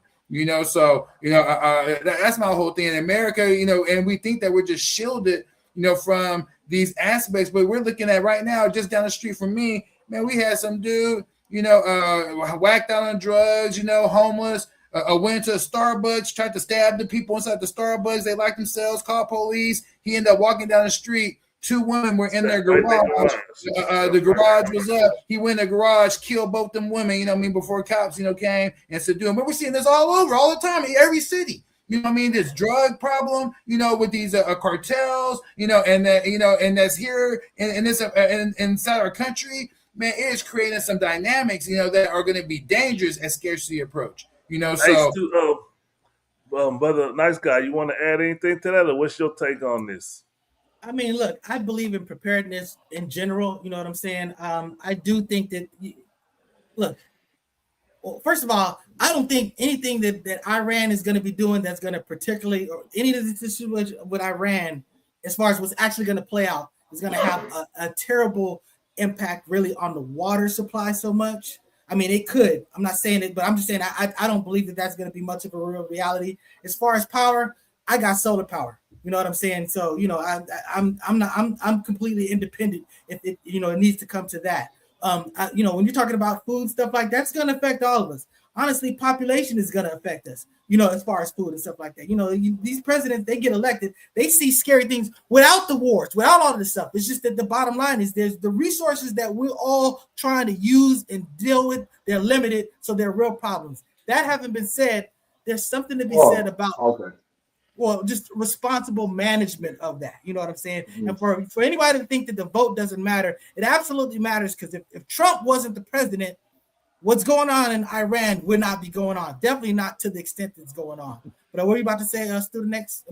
Afro-agnostic, go ahead. No, speaking of electoral politics, that's important, but it's only a tactic thing. Exactly. I think the most important thing, is to organize and form, organizations, join an organization.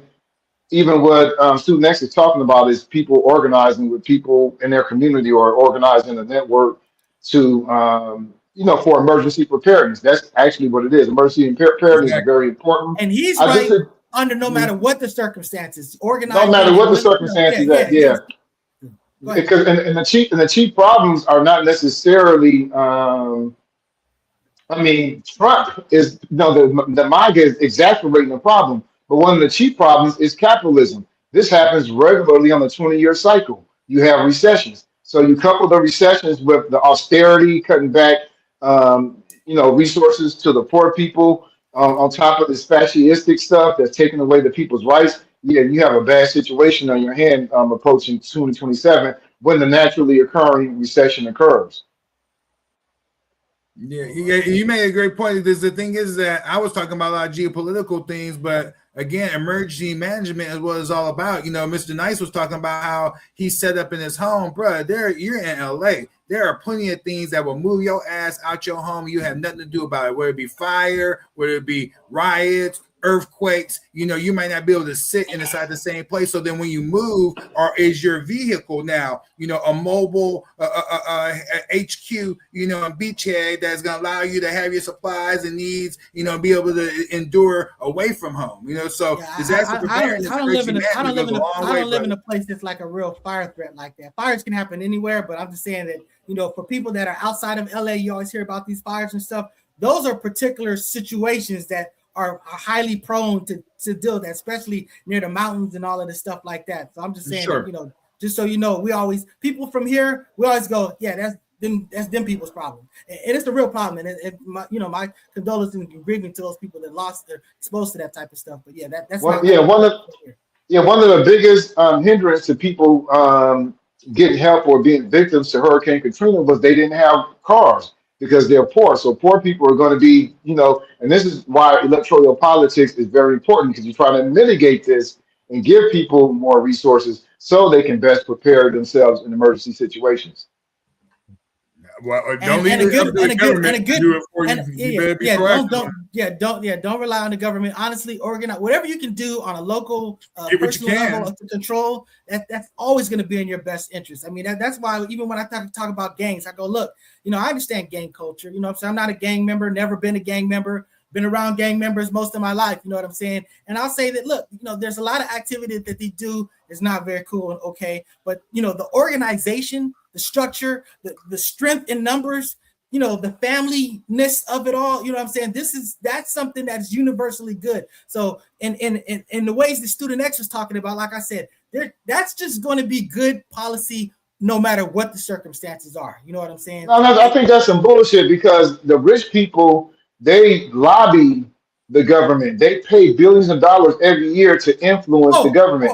They pay billions of dollars every year to campaigns so people can represent their interests. But then you tell poor people don't rely on the government. They're relying on the government. So because we can't match them in power, that's why we need to mobilize around electoral politics. That's not the only politics, but to get things done. Malcolm said by any means necessary, not by doing this and this, that only. Yeah, utilize the government. It's not even an issue of relying on it. You should definitely utilize, because again, that's your money too. That's your money. You're giving your money to them. Yeah. So I want to give a shout out to Candace, man. Owens. She's still out there rocking real hard. I got a little picture, and shout out to the Lego folks, man. That's out there in Iran, man. That's putting out these pieces, man. They come out with a new a media piece on the regular, and they all fire. So a shout out to them as well. Hey, Oh, yeah, student, Candace Owens, the best friends with Officer Tatum and also the Tate brothers. Yeah, shout her out. student, We were actually watch going to. the Okay, go FD, ahead. the FD signifier. Did you get to watch that That's what video? I was going to say. I was going to say. Yeah, I definitely watched it. I only watched the Candace Owens part. You know what I'm saying? I didn't watch the whole 2.5 hours on it.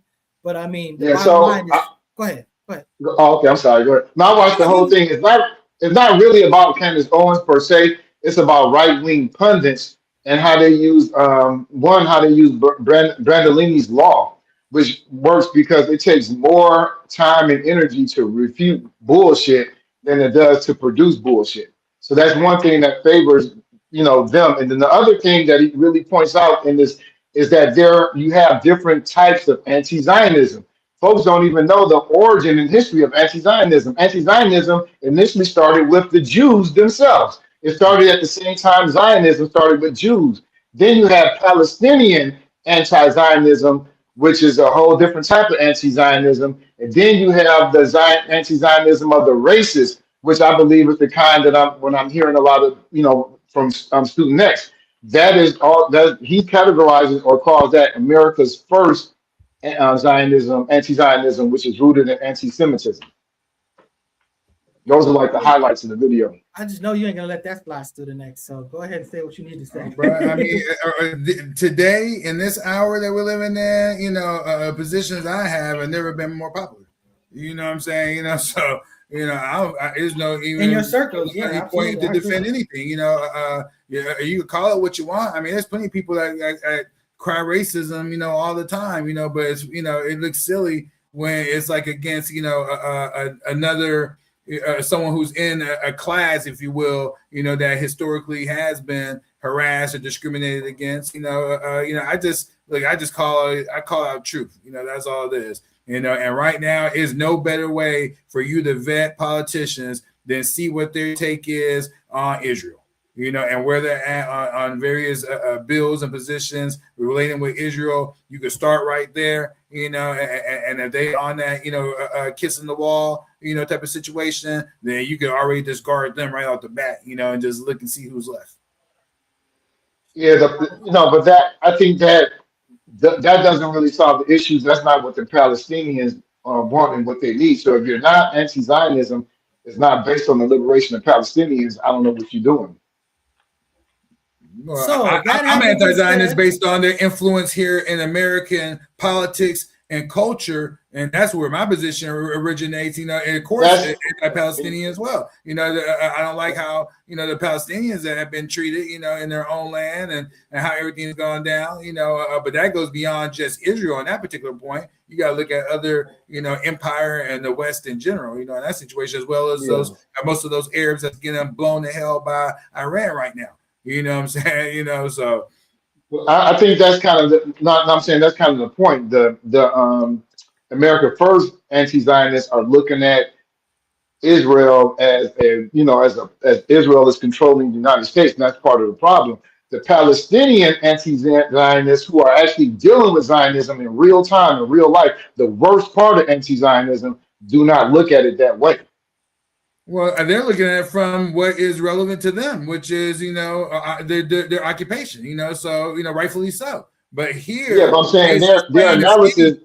Go ahead. I'm about to say it's just plain for us to see. You could go into law enforcement and look at the Israeli influence on law enforcement and how Black people and other Americans are dealt with. Based on the Israeli training, that many of these organizations are receiving. But look at what you're doing. You're looking at it as like what the impact that Israel is having on people in the United States. And you're looking at it through a biased lens that views Israel as this controlling factor. The Palestinians don't look at it. They're looking at Israel as a tool of the United States. They're anti-imperialists. Yeah, they want to end the occupation. That's a whole different perspective. Yeah, I mean, and they both can't be. Hold on. To one another. No. They can't. They contradict each other. They both cannot be true at the same time. But anyway. So right now, wait a second. Before you say that, Mr. Floyd X, don't go away just yet. Matter of fact, Mr. Floyd X, why don't you leave your screen up? Just move away from the camera right quick. Move away from the camera, Mr. Floyd-X? No, not completely. Just yeah, I was just gonna say that I'm gonna give you guys something else to speak, but I just definitely want in closing to definitely address what I'm saying that let me give him. Hold on a second. We can just yeah. He is a superhero. So, anyways, all right. So back to what you guys were saying. No, just saying those two perspectives are mutually exclusive. They can't both be true. They both can be wrong, but they both can't simultaneously be true. Sure, they can. And then here's how: is that the United States does not have the intelligence apparatus and the ability to infiltrate into the Middle East like the Israelis do. They don't have that capability at all. I think you agree with that. They're totally reliant on Israel to be able to do that. That's why they rely. I think let's establish one point. I think you agree with that, right? Afro-agnostics, because Israel is America's boots on the ground. That's the reason Israel exists, to do that. Yeah, so he agrees with we agree with that, Mr. Student. Yeah, so that's America needs that, and then hence these bills you saw looking to merge, Israel intel and military in with the United States, coming about, and so then, but then at the same token, Israeli existence, in terms of being able to project power, is solely reliant on the resources and tools and money and influence they get from the United States. So, like I said, okay, but I'm saying either the United States controls Israel or Israel controls the United States. You know what I'm saying? One dominates the other. One is the rhinoceros and one is the oxpecker bird. So I mean, they both can be. Is what I'm saying. I'm not saying either or. There's a codependency. It's true. Is it codependency? There's a codependency. But one's in control. One's the dominant thing. Well, who got the money? Who got the money? No. I'm saying it's kind of like this. It's kind of like this. The British Empire, and then you have India. The colonies were called dependents. Yeah, and the colonizer or the mother country was called the independent or what have you. But yeah, economically they were dependent upon the other country. But what country was the country in control? It's the United States. So in all fairness, Student X has said that he's conceded that the power is the United States, but I feel like he's arguing the influence is what influence is the type of power. But it's still there is an influence. It is, and that's what I'm saying. That's why I'm calling it a draw. For lack of better terms. I don't like that. Relationship. I'll give you an example. So I had my daughter-in-law. She was living with us for a number of years, and so my wife and I, we finance a large part of her reality based on just different dynamics, right? But the whole thing is that she was, even though that we had the money, we're paying for the house, we're paying for the bills, she had an inordinate amount of power in this dynamic because she was and is the mother of our grandchildren. So at the end of the day, she always would use that as leverage on us, in terms of, having us capitulate to doing what she wanted to have done. You know what I mean? Because, if we didn't do that, then the threat was, okay, I could move and take the children and leave out of the house now, and put them in a substandard environment, then here, if you don't, give me what I want, type of deal. So even though, we had the money and the so-called power, she had an influence over the situation real heavily just based on the dynamic. And so what I'm saying is that the same dynamic plays out in the United States of America, in terms of what they need Israel for. What's going on in Israel, and then vice versa. It's a mutual codependent type of relationship, at the end of the day, so it's not really one over the other per se. I say that if you had to make me put a gun to my head, as I say, make me pick, I'm going to say Israel because of how their intelligence apparatus has our officials compromised. At the end of the day, and because they haven't compromised, and these people value their position, and the secrets that they have, then they're able to be influenced. And that is called, this is the only nation that has not had any Epstein fallout, from, what has come about. The only country. I will say that I think what you're describing, I will end with this, is just a power struggle. But at the end of the day, Israel exists because of the United States wants Israel to exist, and the power dynamic is skewed. The United States has the lion's share, and that's how I see it. But that's also how Palestinians see it. They're in it. They're trying to dissolve Israel as a solution because that's Palestinian land. I'm not sure if That's what the Palestinians are trying to America. do. But right now, they're still fragmented, divided among the Palestinian population. They're just trying to survive at this stage Oh of the no, game. no. I'm saying They prefer a ultimately, two-state solution, which is if what you the read world wants. the if you read the mission statement of Hamas or PLO or different Palestinian groups who I work with, that is the ultimate solution. So what I'm saying is that the America First anti-Zionists don't see it that way, primarily because they're in it for the anti-Semitic reasons, because they view Israel as having this disproportionate power and influence in the United States and influence the global thing. It's the cabal of Jews. That's how the American First anti-Zionists see it. The Palestinian anti-Zionists don't see it that way. Yeah, no, I would say America first. They're not seeing that way. How you're Yeah, describing. I'm in solidarity with the Palestinians, not Yeah, with Well, how that having been said, for how sure. racist white people see it. Yeah. Ain't no doubt about that. well, Yeah, so racist white people see it differently than how Palestinians see it. No, but what yeah, I'm but you saying don't is have that to be racist white from what people. you're You don't just have to telling be. me is that They are I'm on the because side of the because country.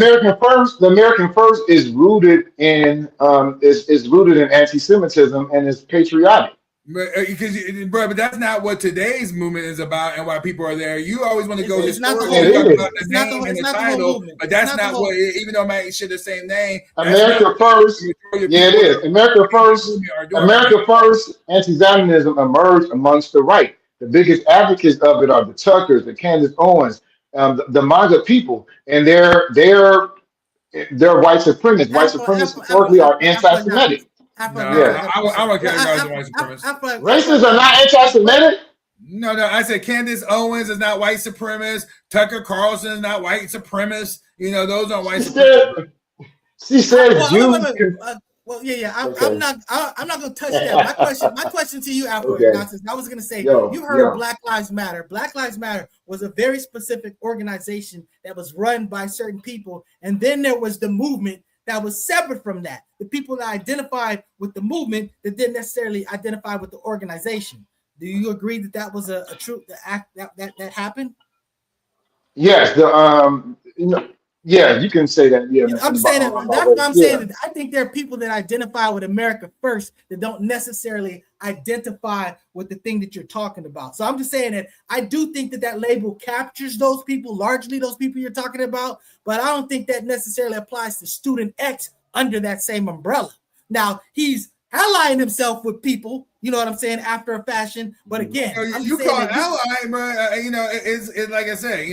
I'm calling it how I see it. Now, it's as simple as that. That's how I see it. It's plain as day to me. The undue influence and control that Israel has had, in American politics for years. And we see it more. We see it as we speak right now.